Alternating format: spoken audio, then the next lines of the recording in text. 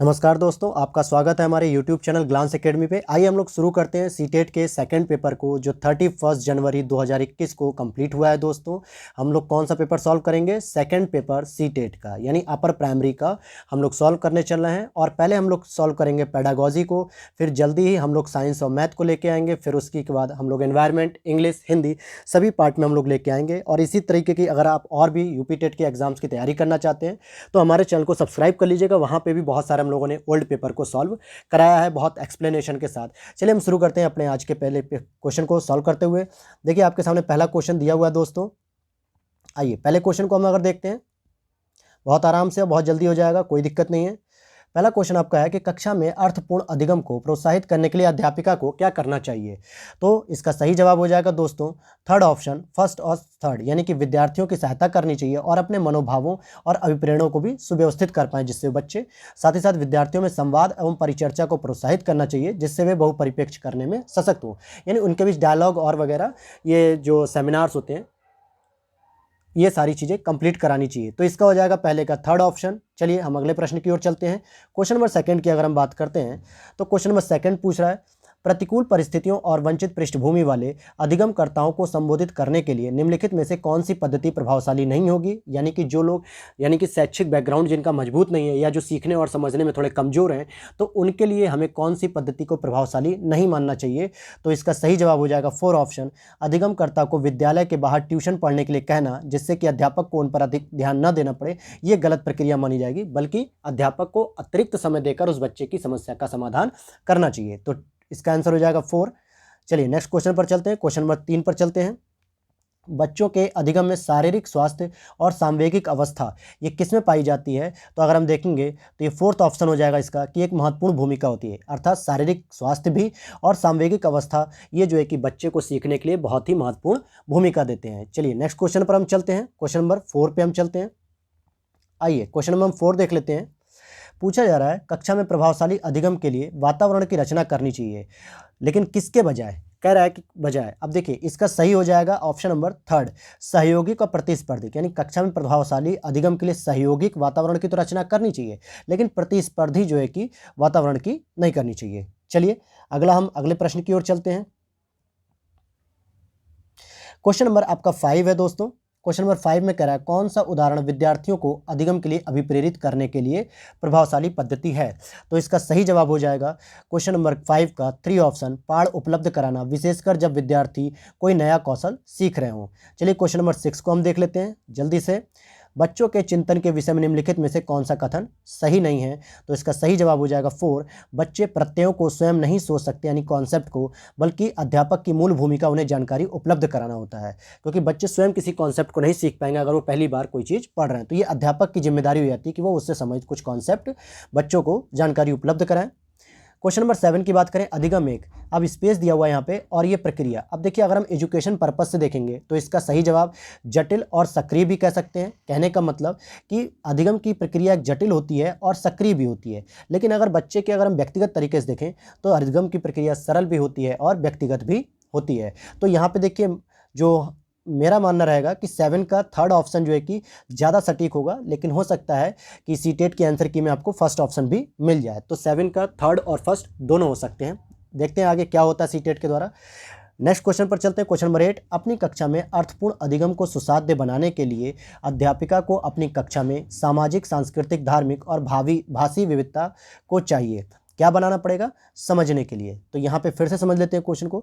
अपनी कक्षा में अर्थपूर्ण अधिगम को सुसाध्य बनाने के लिए अध्यापिका को अपनी कक्षा में सामाजिक, सांस्कृतिक, धार्मिक, भाषाई विविधता को समझना चाहिए। उसी हिसाब से जो है कि बच्चों को क्या करना चाहिए, पढ़ाना चाहिए।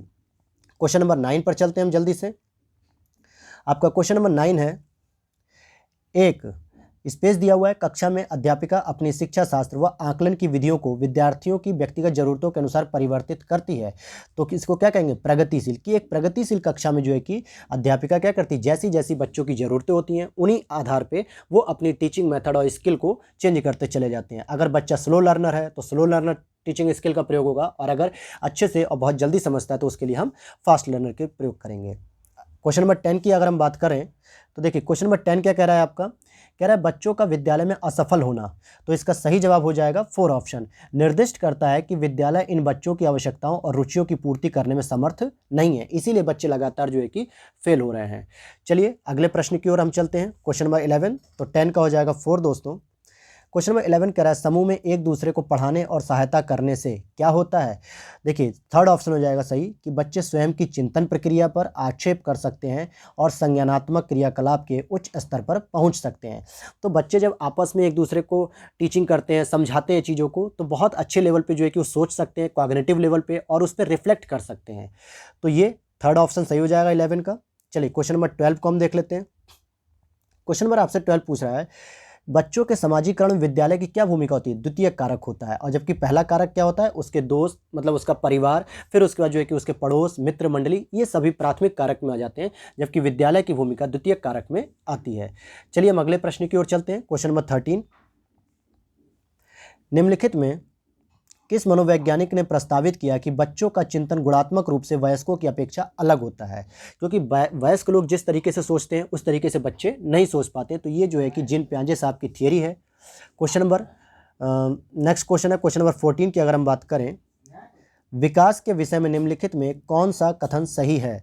विकास सुरुचिपूर्ण या सुव्यवस्थित समूह अवस्थाओं के में पूर्व निश्चित आनुवंशिक घटकों के कारण होता है। तो जी नहीं, ऐसा नहीं है। तो इसका सही जवाब हो जाएगा सी ऑप्शन। बच्चों के विकास में बहुत सी सांस्कृतिक विविधताएं होती हैं, जिसके कारण उनका जो विकास होता है वो बहुआयामी तरीके से होता है, इसीलिए वो बहुत सारे सांस्कृतिक गुणों से भी परिचित हो जाते हैं।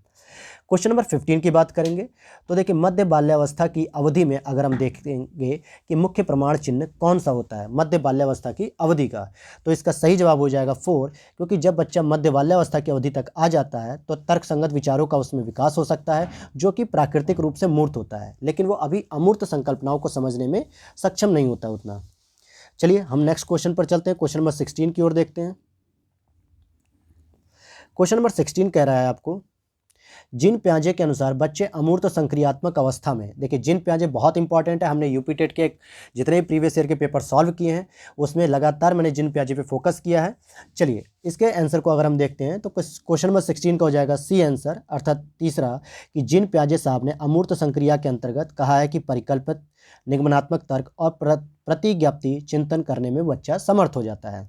अगले क्वेश्चन पे चलते हैं। क्वेश्चन नंबर 17 है, लॉरेंस कोलबर्ग की नैतिक विकास के सिद्धांत के अनुसार व्यक्ति किस अवस्था में है जब वह विश्वास करता है कि वर्तमान सामाजिक प्रणाली को सक्रियतापूर्ण बनाए रखने से धनात्मक मानवीय संबंध और सामाजिक वर्ग सुरक्षित रहता है। तो 17 का हो जाएगा 4, सामाजिक क्रम विन्यास या सामाजिक क्रम व्यवस्था अधिविन्यास। क्वेश्चन नंबर 18 को देखते हैं, बाल्यावस्था की अवधि में विकास, तो क्या होगा 18 का 4 हो जाएगा कि बहुस्त्री और मिश्रित होता है। कैसा होता है, बहुस्त्री और मिश्रित होता है। क्वेश्चन नंबर 19 देखते हैं, निकटस्थ विकास क्षेत्र क्या होता है। निकटस्थ विकास क्षेत्र क्या होता है, तो सही ऑप्शन हो जाएगा सी, बच्चों के वर्तमान स्तर पर स्वतंत्र दर्शन और वयस्क व अधिक कौशल वाले समकक्षियों की सहायता से बच्चे द्वारा उपार्जित किए जाने वाले प्रदर्शन के मध्य का क्षेत्र। तो 19 का हो जाएगा दोस्तों सी ऑप्शन। चलिए हम अगले क्वेश्चन की ओर चलते हैं। क्वेश्चन नंबर 20 अगर हम बात करें, क्वेश्चन नंबर 20 की बात करें, एक प्रगतिशील कक्षा यानी कि जो प्रोग्रेसिव क्लास होती है उसमें जो टीचिंग मेथड होता है, यानी शिक्षण अधिगम प्रक्रिया के दौरान अधिगमकर्ताओं का मूल्यांकन, जो बच्चे होते हैं उनका मूल्यांकन कैसे होगा, तो सेकंड ऑप्शन हो जाएगा कि बेहद महत्वपूर्ण है, क्योंकि यह बच्चों की समझ की जानकारी देता है और अध्यापिका को अपने शिक्षा शास्त्र पर विचार करने में सहायक होता है कि मेरी जो टीचिंग मेथड है वो सही जा रही है कि नहीं। अगर बच्चे सफल होते हैं तो टीचर का टीचिंग मेथड भी सक्सेस होता है, और अगर बच्चे असफल हो रहे होते हैं तो टीचर भी क्या करता है, अपनी टीचिंग मेथड को परिवर्तित करता है। चलिए क्वेश्चन नंबर हम 21 की बात करते हैं। हार्वर्ड गार्नर साहब के सिद्धांत में बहुविधि सिद्धांत यानी मल्टीपल जो इंटेलिजेंस होती है उसके बारे में कहा गया है कि कौन सा जोड़ा बुद्धि के प्रकार और अंतः स्थिति अनुपालन संभावना के अनुसार सही है। तो बुद्धि का प्रकार दिया हुआ है और इधर इनकी संभावना। तो देखिए भाषिक की बात करेंगे तो मूर्तिकार, शारीरिक गति संवेदना खिलाड़ी, स्थानिक, मनोवैज्ञानिक, अंतर्वैयक्तिक विक्रेता। तो इसका सही जवाब हो जाएगा 21 का सेकेंड, शारीरिक गति संवेदना और खिलाड़ी, ये आपस में सही है। क्वेश्चन नंबर 22 की बात करते हैं।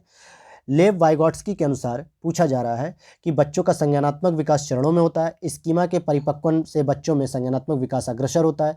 बच्चों के संज्ञानात्मक विकास में भाषा की एक महत्वपूर्ण भूमिका होती है। बच्चे के भाषा अधिग्रहण यंत्र द्वारा भाषा सीखते हैं। तो देखिए 22 का सही ऑप्शन हो जाएगा सी वाला, कि बच्चों के संज्ञानात्मक विकास में भाषा की महत्वपूर्ण भूमिका होती है। और यहाँ स्कीमा की बात जिन प्याजे साहब ने की है, इसलिए दूसरा गलत हो जाएगा, 22 का थर्ड ऑप्शन सही हो जाएगा। चलिए हम क्वेश्चन नंबर 23 पर हम चलते हैं जल्दी से। बाल केंद्रित कक्षा वह होती है, यानी कि चाइल्ड सेंटर्ड कौन सी क्लास होगी? तो 23 का सेकंड ऑप्शन हो जाएगा, जहां पे अध्यापक का रवैया लचीला होना चाहिए और प्रत्येक बच्चे की व्यक्तिगत आवश्यकताओं को पूरा करता हो। अध्यापक बच्चों के अनुसार ही जो है कि उस क्लास की सारी व्यवस्था करने का प्रयास करता है। अगर यहाँ पे अध्यापक केंद्रित हो जाएगी व्यवस्था, तो बच्चे सामान्यतः क्या होंगे, अपने विकास नहीं कर पाएंगे और ना ही कोई प्रश्न पूछ सकेंगे। क्वेश्चन नंबर 24 की बात करेंगे। मैंने 23 का बता दिया, सेकंड होगा ऑप्शन। और 24 की अगर हम बात करें, किस मनोवैज्ञानिक के अनुसार बच्चों के संज्ञानात्मक विकास में सांस्कृतिक उपकरण एक महत्वपूर्ण भूमिका निभाते हैं? तो इसका सही ऑप्शन हो जाएगा 24 का 3 लेव वाइगॉट्स्की। और ये पेपर फर्स्ट में भी पूछा गया था सांस्कृतिक टूल्स के बारे में। चलिए क्वेश्चन नंबर 25 देखते हैं हम। कक्षा में सभी लिंगों में जेंडर रूढ़िवादिता कम करने और विकास के विस्तार की संभावनाओं को बढ़ाने के लिए प्रभावशाली पद्धति कौन सी है? तो क्वेश्चन नंबर 25 का आंसर होगा सेकंड, क्रियाकलाप के लिए मिश्रित लिंग समूह बनाना और विचार विमर्श को प्रोत्साहित करना। चलिए क्वेश्चन नंबर 26 की ओर चलते हैं। अगर हम क्वेश्चन नंबर 26 देखते हैं, अध्यापकों को कक्षा में बहुभाषीयता को समझना चाहिए। तो इससे क्या फ़ायदा होगा? एक गुण और साधन के रूप में जब बहुभाषीयता का प्रयोग होगा, तो बच्चों की जो लर्निंग स्टाइल होगी वो भी इम्प्रूव करेगी। क्वेश्चन नंबर 27 की बात करते हैं। प्रतिभाशाली और सृजनात्मक बच्चों की आवश्यकताओं को किस प्रकार संबोधित किया सकता है? देखिए हर क्लास में कुछ बच्चे होते हैं जो गॉड गिफ्टेड कहलाते हैं, जिनके लिए टीचर जो है कि थोड़ा सा भी अगर पुश कर देता है तो बच्चे ऑटोमेटिक आगे बहुत बढ़ने लगते हैं। तो इसका सही जवाब हो जाएगा 27 का थर्ड ऑप्शन, चुनौतीपूर्ण कार्य और निरस्ता दूर करने के लिए क्रियाकलाप देकर। क्योंकि अक्सर जो है कि ऐसे बच्चों को हम चुनौतीपूर्ण कार्य दे सकते हैं क्योंकि वो इंटेलिजेंट भी हैं और क्रिएटिव भी हैं ज़्यादा। तो इसका सही ऑप्शन हो जाएगा सी ऑप्शन, यानी थर्ड। क्वेश्चन नंबर 28 की बात करेंगे। पठन वैफल्य बच्चों की पहचान किस प्रकार से की जा सकती है? 28 का हो जाएगा फर्स्ट, उनके पढ़ने और लिखने की कौशलता के विश्लेषण से। क्वेश्चन नंबर 29 की बात करें तो आंशिक दृष्टि वाले विद्यार्थियों के लिए निम्नलिखित में से कौन सा अधिगम सामग्री उपयुक्त नहीं होगा? आंशिक दृष्टि यानी कि जिसको हल्का फुल्का दिख रहा हो, बहुत ज़्यादा ना दिखता हो, तो ऐसे के लिए जो बच्चा होगा वो छोटी मुद्रा वाली कार्यशीट को नहीं देख पाएगा, जहाँ पे बहुत छोटे छोटे वर्ड्स लिखे होते हैं। थोड़ा बड़ा लिखा होगा तो ईजिली वो समझ सकेगा, इसीलिए 29 का बी हो जाएगा, जो उसके लिए सहायक सामग्री नहीं होगी। और हम पेडागोजी के लास्ट क्वेश्चन पे हैं। समावेशी शिक्षा यानी इंक्लूसिव एजुकेशन की बात कर रहा है कि ये क्यों चालू की गई है, इसके पीछे क्या विचार जो काम करता है। तो इसका सही ऑप्शन हो जाएगा 30 का 2 सेकेंड, यानी दार्शनिकता की सभी बच्चों को नियमित विद्यालय में समान शिक्षा पाने का अधिकार है। इसमें जो पहला ऑप्शन है, थर्ड ऑप्शन है, फोर्थ ऑप्शन है गलत है, और 30 का सेकंड सही हो जाएगा। तो ये था दोस्तों पेडागोजी का हमारा जो एक सेशन पेपर 2। हमने पेपर जो सॉल्व किया है वो पेपर 2 है सीटेट का। और जल्दी हम जो है कि मैथ और साइंस के साथ सोशल साइंस को भी लेकर आ रहे हैं, उसके अभी आंसर बनाए जा रहे हैं, देखे जा रहे हैं। और इसी तरीके की अगर आप अपडेट्स के साथ साथ तैयारी करना चाहते हैं यूपी टेट की, तो आप हमारे चैनल को सब्सक्राइब कर लीजिएगा। जय हिंद।